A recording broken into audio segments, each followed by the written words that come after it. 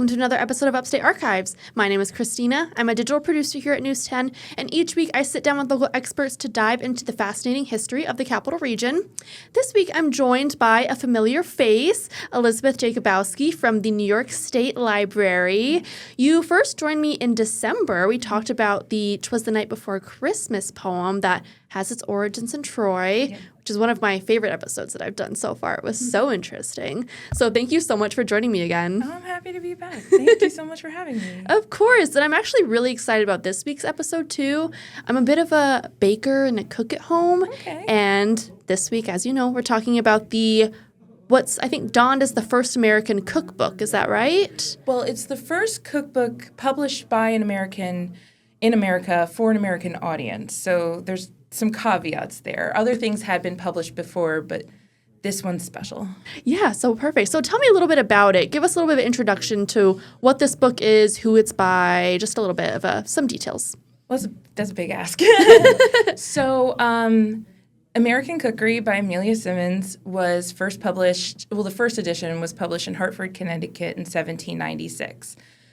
But because of some issues with that particular edition, Amelia took her business to Albany and had it redone in a second edition in that same year, 1796. So the one that the New York State Library has is that second edition. And it's a special cookbook, being the first cookbook published by an American for an American audience in America. But it brings together a lot of American traditions, English cooking traditions, and Dutch traditions. It's its own little melting pot. Yeah. I don't know where you want to get started exactly. Which part of that would you like to dive into first? Yeah, absolutely. I mean, I think a good place to start would be just who is Amelia Simmons? Sure. Where did she grow up? Kind of a little bit of background about her. So we don't really know. That's the short answer. So we know that she calls herself an American orphan in the title page of her book. And in the preface, she gives enough clues that culinary historians think that she was definitely a woman who worked for a living. In the errata of the first edition, the corrections added to the first edition, it's said she's illiterate. She couldn't have read the first edition. So that's basically all we know. Right. Due to some of the ingredients and the Dutch terminology she uses, one culinary historian, Karen Hess, has posited that Amelia was likely a New York gal, and I love that, and I'm going to claim that. So there's other evidence. A lot of subsequent editions were published in cities up and down the Hudson River. There's a lot of things that tie Amelia to New York, and I would like for that to be the case. But again, we don't really have much more information about her at all. Right. Oh, absolutely. And, you said that she had some issues with that first edition that was published. What were some of what didn't she like about it? Okay. Well, the first edition is only 48 pages, I think. Okay. The second edition is 64 pages. The first edition, though, she says in the intro to the second edition that the first 17 pages in the first edition were filled with rules and directions and about how to make choice of meats, fowls, fish, and vegetables, which she didn't know anything about. She didn't write that. So 17 pages of 40-some-odd pages were not even her words. Oh, wow. So she definitely had a problem with that. A lot of the recipes had erroneous ingredients or steps, and considering how short some of those recipes are, that could be huge for the outcome of a recipe. And she also talks about how in the second edition she tried to make it, add more things to it and make it better and more complete for how she would like her work to go down in history. So, yeah, she spells all of that out in the introduction to the second edition. She's very clear about those issues. And you said she was illiterate. So do we know how she was able to – how did she know about those issues if she wasn't able to read the first edition? Did someone tell her? Likely someone – either she knew someone or someone experienced using her book and let her know. She did acknowledge in the second edition that the first edition was very well received, which is probably why she also thought a second edition would work. But so that means people were using it, and I'm sure they either called her out, left a bad review, right? Basically, let her know it didn't work, and then she realized what was happening. Right. But there's really nothing of Amelia to know specifically. Right. Yeah. No, that makes sense. And kind of looking at this at a little bit of a grander scale, I mean, she's a woman writing a book at this time. Was that something that was common in that era for a woman to publish a book, even though it's a cookbook? And I guess, Yeah. So speaking strictly out of an English background, which is the history I know best, women didn't really write cookbooks until I think the first one written by a woman was in the mid-1600s. Okay. There had been other cookbooks, usually by men. Women tended to share recipes with one another, or in letters, or through journals, or mother to daughter, that sort of thing. But the cookbook tradition in women starts to pick up through the 18th century. Okay. And so by the time Amelia's going, there were a lot of cookbooks being published by women. There's Hannah Glass's, I think it's The Art of Cookery, that came out in the mid-1700s. There's Eliza Smith's The Complete Housewife, in the early 1700s. And then Charlotte Mason wrote The Lady's Assistant in 1777. These are all English cookbooks. But the tide had turned, and women were definitely turning out cookbooks. Yeah, no, sure. Absolutely. I mean, that's awesome for me. I mean, this might be a little bit, I don't know if this is known factually or if it's just we just can, like, think about it. Mm-hmm. Why do we think that the publisher or whoever made those choices to add all that stuff that she didn't write, do we know why that was done? I don't think it was the publisher's fault initially. Again, based on the errata. They did publish. So an errata sheet is something that you could slip into a book with the corrections on it, because it would have been very difficult to reset a whole page back then. Right. So the publishers included an errata sheet to put with that first edition. And Amelia was working, again, this is according to the evidence that the publishers left, she had been working with someone who had made those mistakes. Oh, okay. So I don't know that it was the publisher's fault based on that. But then again, they could have been fibbing if they had made mistakes. But it doesn't serve them to sell a cookbook that had bad recipes in it. Right. So it tracks for me that if she had been working with someone to write things down for her, that they would have made mistakes. Okay. No, that makes sense. Yeah. And what kind of recipes can we see in this book? Oh my gosh, so many. I don't have the title page in front of me, but the title is very long and includes a lot of recipes. But I sort of went through the book and made a list. So there's various meat recipes, fish, poultry, vegetables, pastries, pies, savory and sweet, tarts, puddings, custards, preserves, cakes, pickles, roasts, gravy, soups, syllabubs, which are kind of like a sweet dessert drink. Okay. Whipped cream, and also how to make spruce beer. Oh, okay. Just its own little thing on the very last page. So she was very versatile. Very, very, very talented. And so from all these recipes, what are some important ones that we see? Well, some of the most important things that were in this book are her use of American ingredients. Mm. So she uses a lot of corn, and she uses American terms for words. So molasses instead of the British word for it's treacle. Okay. She also this is the first cookbook to use pearl ash, which is sort of the precursor to like baking powder, baking soda. It's a chemical leavening agent that helps give rise to cakes. Otherwise, you had to like really beat air into them to get them to be fluffy, but pearl ash helps with that. It's the first cookbook where you can kind of get an American Thanksgiving dinner. Oh, yum. Stuffed turkey, cranberry sauce, pumpkin pie, basically. It's the first cookbook to use the word cookie. Wow. Which comes from the Dutch word koekje. It also has a coleslaw recipe in it, which also is a Dutch, which comes from the words kool and slaw, which is cabbage salad. And it's very importantly the first cookbook to have a recipe for cupcakes. Oh, of course. She calls them small cakes baked in cups or something like that, but it's definitely a cupcake. I think I like cupcakes a little better. Me too. A little shorter. She also importantly has election cake. and Independence Cake. Oh, wow. So showing an American tradition popping up for sure in her book. Yeah. That's really cool. And I mean, bring us back. I mean, I have a lot of questions about what you just said, but bring us back first to Pearl Ash. Yeah. I have a little bit of a question because I was looking at, the text that you guys have in your archives. And I noticed in some of the spellings, and I thought this was a pretty good example, it looks like the S's look like F's. Yeah, it's an old printing thing. It's called the long S. It's usually the first S in a word has that elongated shape to it, and then the second S is like a regular S like we know today. Oh, okay. I don't remember why, but it is a quirk of early printing. Gotcha. Okay. No, that makes sense. Yeah. And about the cookies as well, I mean, I saw it was spelled the way that we usually spell it, Cookies. But then the next page, I noticed that there was another Christmas cookie and it spelled Cookey. Was that because of the Dutch?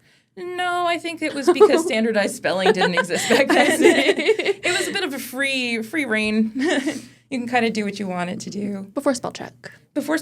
It also maybe had to do with how many letters were left in the printing case after you'd set a page. So if you didn't have enough Y's, you could get creative. Yeah. And to bring it a little bit back as well to you talking about how she used a lot of American ingredients, that was kind of something that I was wondering about as well with this was what makes it an American cookbook as opposed to, or I guess foreign American, as opposed to just like other cookbooks that were around at the time. Well, like it's those American ingredients for sure. Just it's how available they were in America. Like corn flour, cornmeal were more easily gotten in America. They're also more easily produced than like wheat flour. Wheat flour you have to get from like a windmill that grinds things down. You have to go and buy. So if you sat there with a mortar and pestle and some corn, you could make cornmeal yourself. So it's just a very versatile American ingredient, and we were the ones who were really using it here. We learned about it obviously from Native Americans and the colonists, and then early Americans were using it so much. The English weren't really, they were aware of it. They knew about corn, but they weren't using it the way that we were using it. Wow. Yeah. Look at us. Well, perfect. Well, I think that'll take us to our first break. Sure. And then when we come back, I know you guys have made some of the dishes that were in this cookbook. So I thought we could talk about that a little bit. Sure thing. So we'll be right back.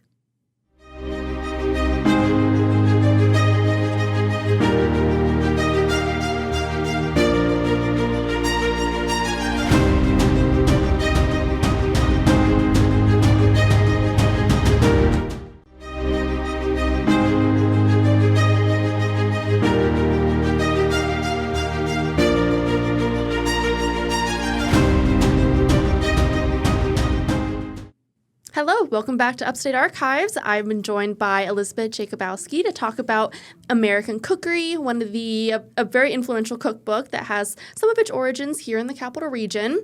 And we were talking about all the recipes that were inside this cookbook, cookies, namely cupcakes, savory dishes, but you guys have made some of these at the New York State Library. Tell us a little bit about that endeavor. Sure. So I started a project, I think it was in 2021, called Tasting History at the State Library.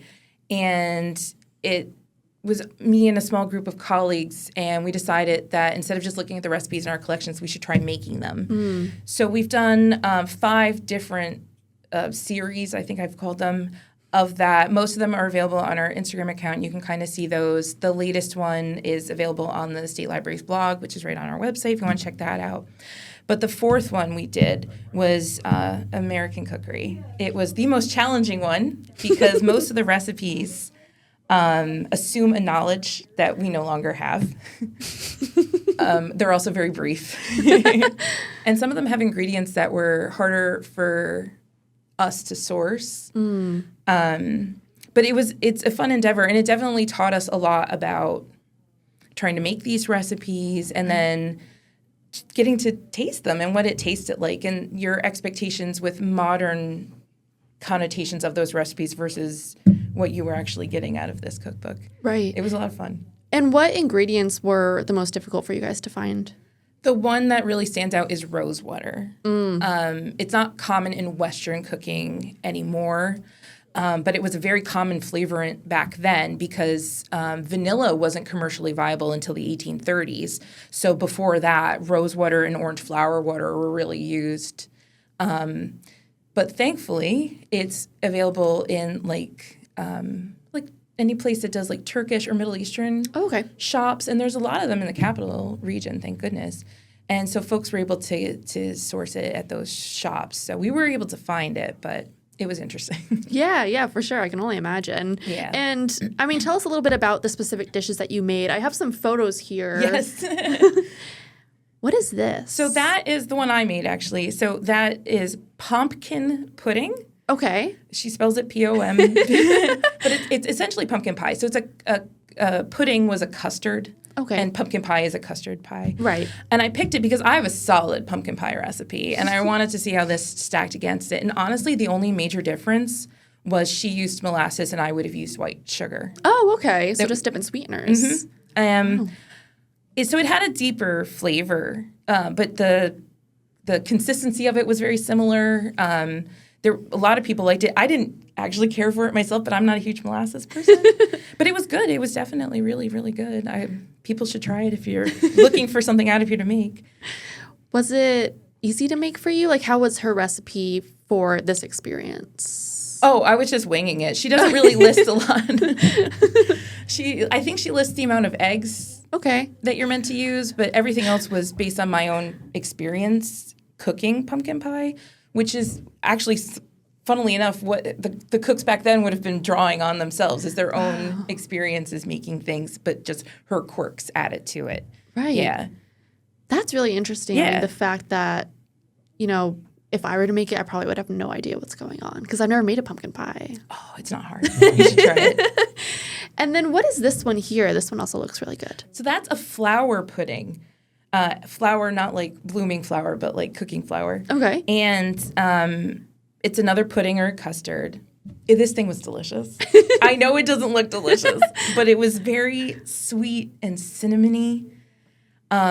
Sort of like Life cereal. Oh, yum. Yeah, it was really nice. It was really nice. I remember that we have taste testers during tasting history, and the person who tasted this was very impressed by it. Really? Yeah. It looks, I mean, I know you said it didn't look that good, but I would try it. It looks like a cake. Yeah, it was wonderful. And then what about this one? This is the last picture I have here. So this one was interesting. So this is a gingerbread, believe it or not. I know it doesn't look like a gingerbread, but she had a soft gingerbread that was more cake-like. Okay. So this is soft gingerbread baked in pans, and it was pretty good, as I recall. It wasn't, that memorable, but it wasn't bad. But it was good. And actually, we had two different chefs make this exact same recipe. Oh. But they didn't turn out the same. Oh, really? Yeah. Again, showing the variety of what your experience brings to the table. But I know the person who made this particular recipe said she would definitely make it again. Oh, that's cool. Would you make, I mean, I know you said you didn't care for it that much, but would you make the pumpkin pie again? Yeah, if it wasn't any more difficult than making a modern pumpkin pie. So yeah, I would totally make it again. And I think one of the things that I was really curious about looking at these photos is how does the sweetness levels come to, I guess, what we're used to now? Were they a bit less sweet? Were they about the same? Probably less sweet, but I think I said all of them were sweet, actually. So there was definitely a sweetness. They weren't bland and flat. I think some people may have that misconstrued. They were definitely seasoning and adding things to their foods. They were human, too. I can't think of a single recipe that fell flat in that way. Like, nothing tasted unsweet that was meant to be sweet. Right. Absolutely. There was one particular item, though. It was a pound cake. Ooh. And it was made by a very talented chef who always makes pound cake. But the thing was, again, no vanilla. So it was buttery and everything that you want, but it was he had used rose water, and modern rose water, we learned, is a lot stronger. We should have thought of that, but we didn't. So he had put in the original amount called for. So it tasted like Chanel No. 5. It wasn't that great. That's so interesting. I mean, I guess I knew about that, about the fact that they didn't have access to all the ingredients that we do today. Mm-hmm. But I guess it never really clicked that if I wanted a pound cake back then, it would not taste. I just wouldn't have. I mean, and I feel like vanilla is such a staple now. Mm-hmm. So the fact that they didn't have it and they couldn't have vanilla in their pound cakes is just crazy. I think if we had adjusted appropriately, it would have been wonderful. It was just, I didn't think of it. No, I wouldn't have either. And then we bit into it, and it was like, you want buttery sweetness, and we got perfume. That's really funny. Mm-hmm. And I think one more question that I had about this cookbook is, can people buy it today? They can if they want to, but we digitized our second edition, and it's available in our digital collections. If you look it up, the book up in our catalog, there's a link straight to our digital collections. I believe we've linked to it probably on our blog. We've talked about this for other media. So there's definitely ways of getting to it. And it's really nice that the library went and did our scan, because a lot of times you can look, it's out of copyright. So you can find American Cookery online, but you usually find that first edition. Oh, I see. And that's the one with the problems, and then where the recipes aren't going to come out great, and it's the one she didn't like. So our copy got Amelia's stamp of approval. So if you're going to look for a copy, definitely go for a second edition, and that would be in our digital collections. That's so cool. Well, thank you so much. And I think that'll take us to our last break here. Thanks so much for sticking with us.